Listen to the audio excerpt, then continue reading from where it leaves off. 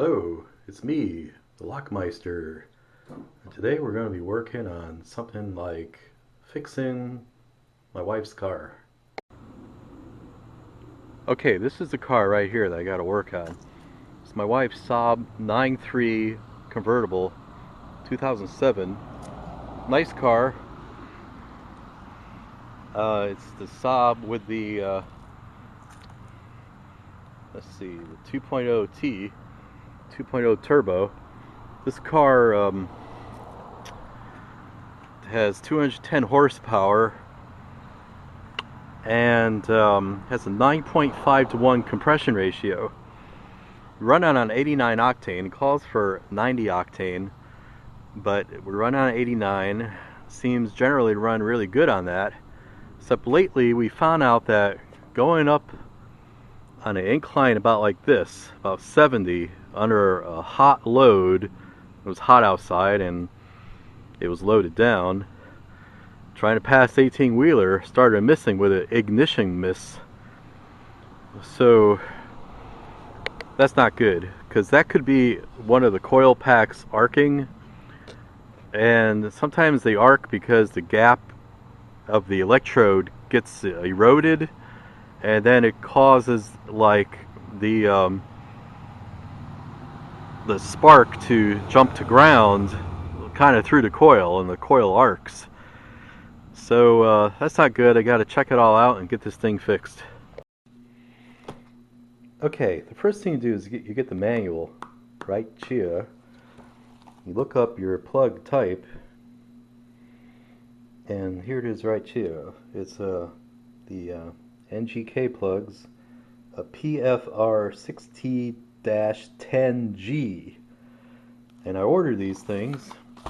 Not cheap, $50 for a set of 4. Comes like this in a package, and there you go. This is the correct plug. Now I want to talk a little faster than I normally do, because you want to use the correct plug, and I'll tell you why.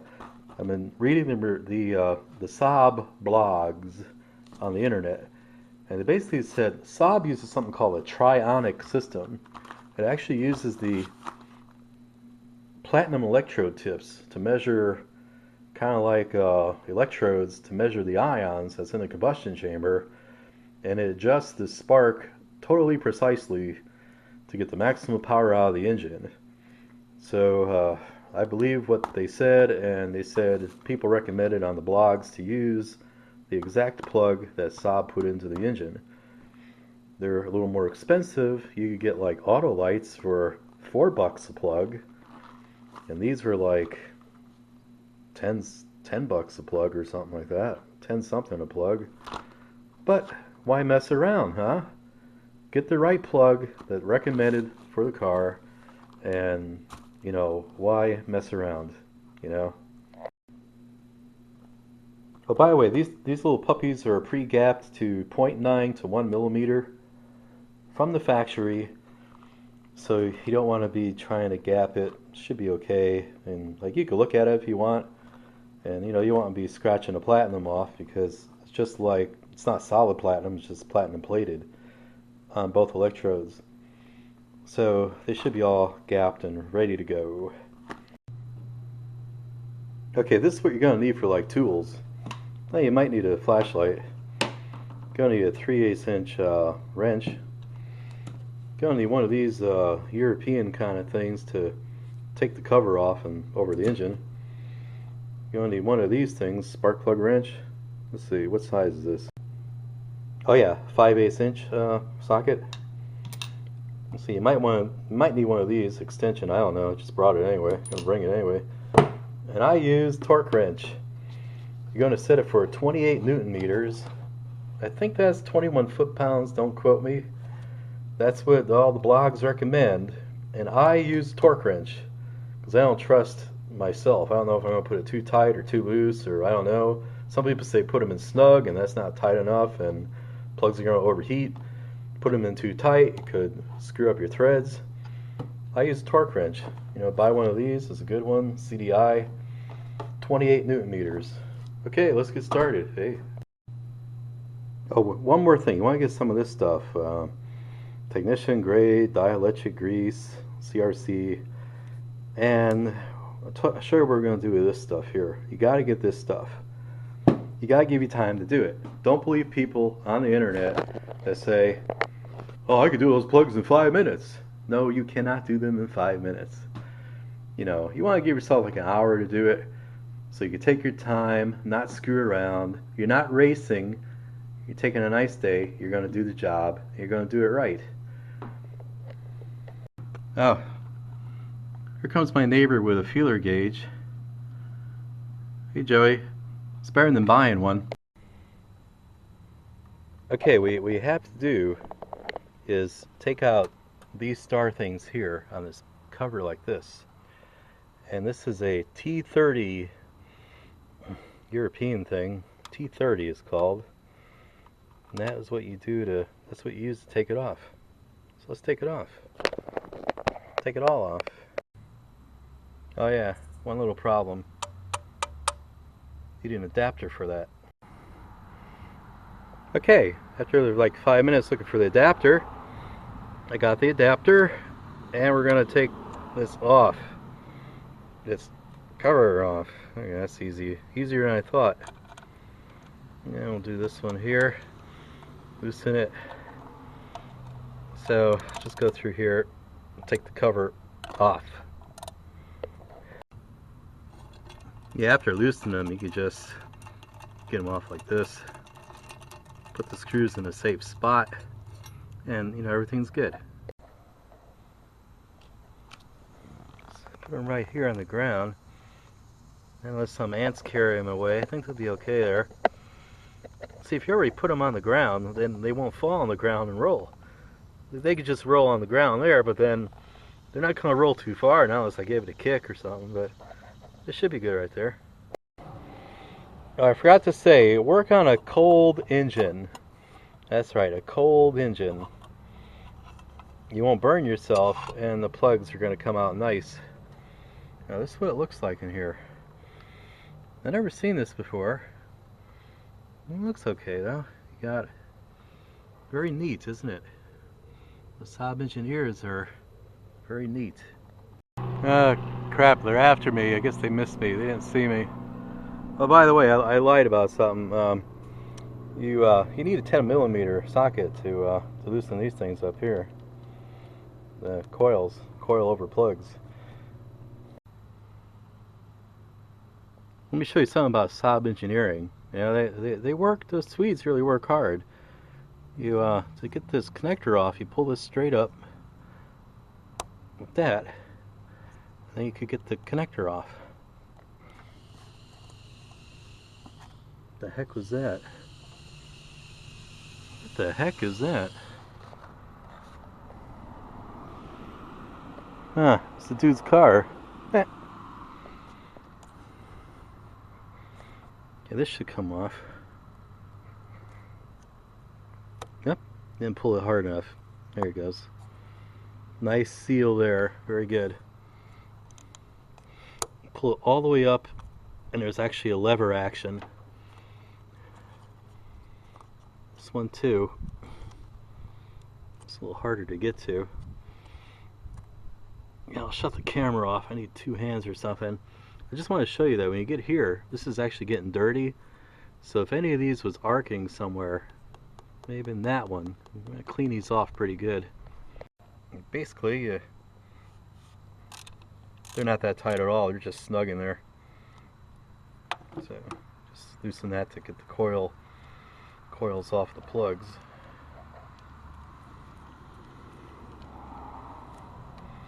Yeah, they're just snug, so when you're retightening them, you don't have to go crazy with them. Now this thing should just wiggle right out, like, just kind of turn it, pull it, try to pull it straight up. Pop, came right off. That's what it looks like. I'm looking for any arcing or something. Those a little dirty. You clean it off. I don't see any carbon tracking on it. But what I'm going to do is, after I clean it off real good, I'm going to coat this whole thing with dielectric grease so that we're not going to have any arcing. See, that fits inside this tube here. And what I read is that this can actually ionize inside the tube, and you could get arcing. So that's probably what was happening under load when the engine was pushed under a hard load. And also I just want to mention this thing was kind of running a little rough, like idling. So I think the plugs and doing this job is going to take care of that problem. Yeah, so I guess I'm using the extension here. Get way down in here. And look at that. The extension isn't even long enough. I need a longer extension. Okay, I need an extension like about that long. I guess that's like about 7 inches, something like that. Yeah, 7 inches. Yeah, it wasn't really in that tight, to be honest with you.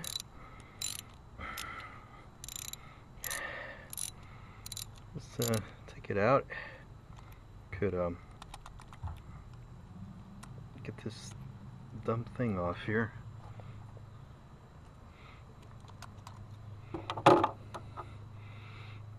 Kind of curious what this plug looks like. I've heard they do erode quite a bit even after 45,000 miles. The book doesn't tell you. They want the computer to tell you when to change them and then some kind of service schedule, but the computer didn't say anything. Let's see. Here it is.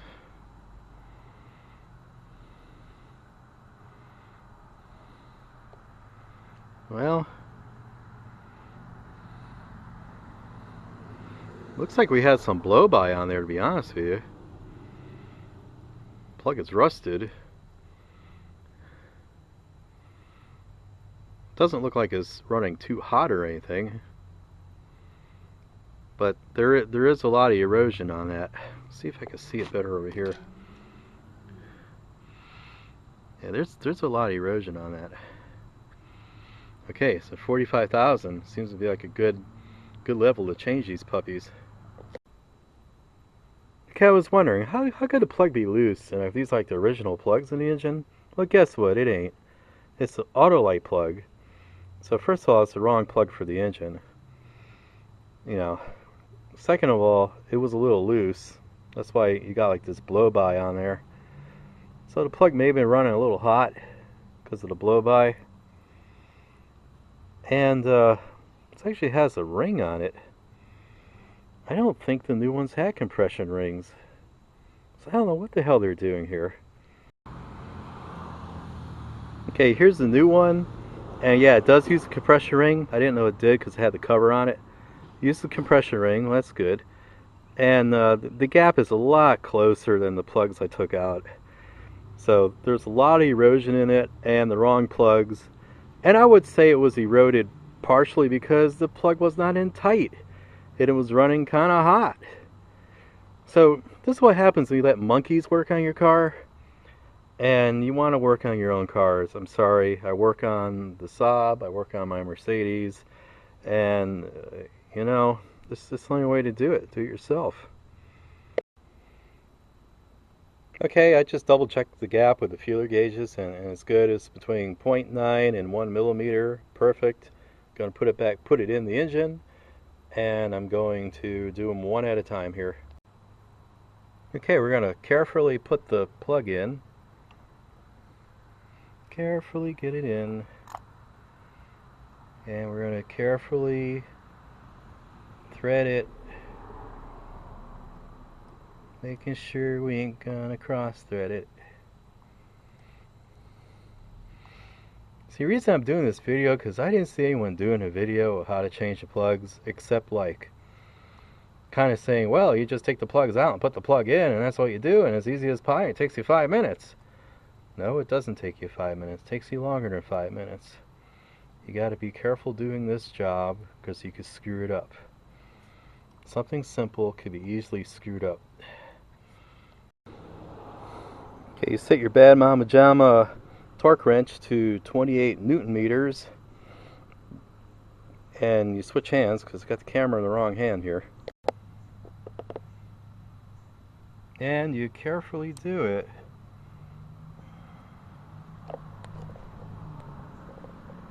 fact is, I'm gonna hold my hand on here, you know, because I don't want to put like a side torque on it and break the plug or anything, which I shouldn't, because it's not like a lot of torque you're putting on it.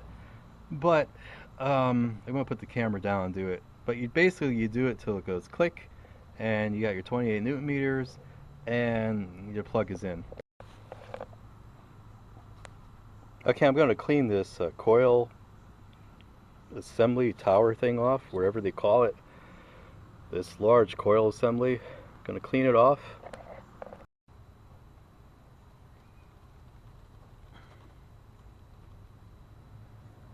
And I'm going to coat it with dielectric. I'm going to smear all around my finger. Get a good coating of this dielectric on here all around. Then I'm going to put this in, because I didn't see any arcing on this, but I'm going to keep it from arcing. And you can smear a little in here too with your finger. And I got a nice even coating of dielectric on there. I'm going to replace this now. So we're going to get this in. Get this little connector out of the way. We're going to push it all the way in.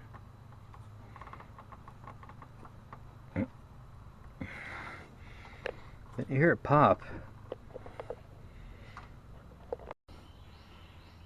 Alright, got it in as far as it goes. I didn't hear it pop, but it's down all the way. I'll just put that nut back in. We'll tighten this nut in, and we'll do all the other ones, and I'll let you know if I see anything odd or anything. Alright, the second one looks a lot better. Looks like you had it in tighter. There's no rust on this. You can see the electrode is definitely kind of burnt away here. So it's good to put the new plugs in. Okay, the third plug's a little eroded, but there's no rust like on it because it was in tight. Okay, this is the fourth plug I'm taking out, and this was a little loose too. You can see the rust on the plug. I don't know if you can see that. Doing the best I can with the camera. Tip is eroded. Looks like it running maybe a little hotter. Let's say white ash there. And it's about probably the right temperature range, but you can see the rust on it, and you're getting a little blow by on it. So that's great. So one plug was real loose, one was sort of loose, and two were tight. That's pretty good. So no, that's terrible. It's terrible. So I'm saying, if you want to work on a car, like, you know, take it to a dealer. Don't take it to some dumb tune-up place. I don't know who worked on this thing, but you know, it's not good. I hold in my hand the last spark plug. Okay, this is the last coil thing. So I clean it off good and coat it with a nice coating of dielectric grease. Going to put it in the engine. The reason I'm a little paranoid about the coil possibly arcing, I didn't see any arcing on any of these, but the reason I'm a little paranoid about that is because I talked to an automotive guru that lives in Alabama, and he said that you don't want these things arcing, because it could arc, actually get into the primary wire, and the arc could actually go through the primary and actually blow out your computer. He says he's seen it happen before. So that's why I'm being extra careful, coating these coils with dielectric, cleaning them off real good, and got nice, good original equipment spark plugs in. I like these European connectors for the coil over plugs because it has a lever action, and when you press it down, it draws it in and snaps in, so it's totally foolproof.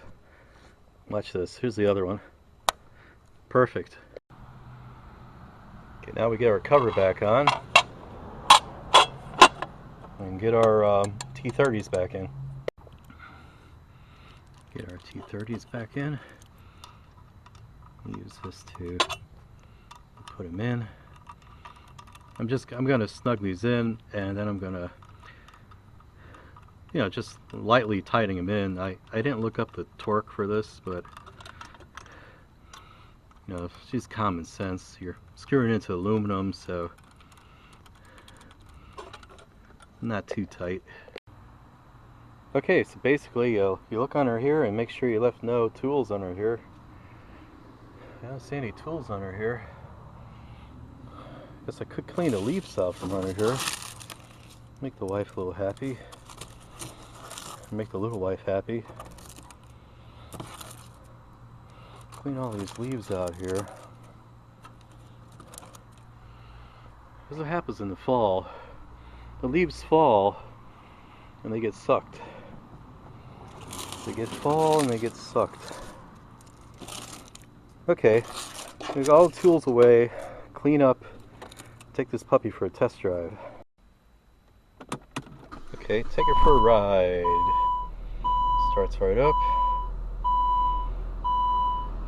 Hey, riddle me this, Batman. When is a door not a door? When it's ajar. Okay. Get my seatbelt on. Okay, I'm out of the neighborhood. Sorta. Kinda on this main road here.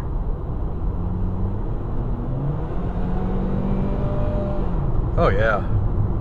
Oh, that's a lot better. You even hear that turbo spinning up too. It's really, not that I did anything to turbo, but it has a lot more acceleration. You would think that because it would. You think it would because one spark plug was loose. How's that? One was half loose. So what's it really running on? Maybe 2 3/4 cylinders? Yeah, it's probably running on 3 cylinders. Let's say it was running on 3. Pretty good on 3. Yeah, it's running pretty good. It's running better. Question: how's this for a shopping mall over here? They built this mall right before the economic crash, and that's it as far as it got. How's that look? Isn't that great? Call it Ghost Mall. Anyway, hey, it's running good. It's running good. Let's pass this guy. Yeah, it's good. I better shut off before the cop stops me and throws me in jail. They're tough around here. Talk to you later, everybody. Bye. Have a nice day.